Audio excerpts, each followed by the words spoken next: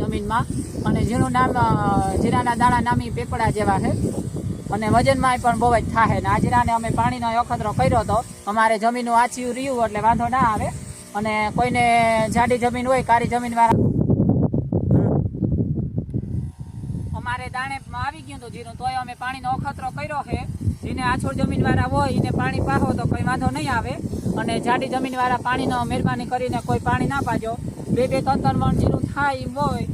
તોય હું તેમ કહું પાણી ના પવાય આછોડ જમીન વાળાને વાંધો ના આવે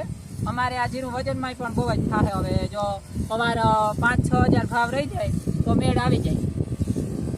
આવજો હવે આપણે અહીંથી બ્લોગનો અંત કરી છે આપણે હવે હેઠે પૂગી ગયા દવા છાંટીને લાઈક શેર ને કમેન્ટ કરજો જય દ્વારકાધીશ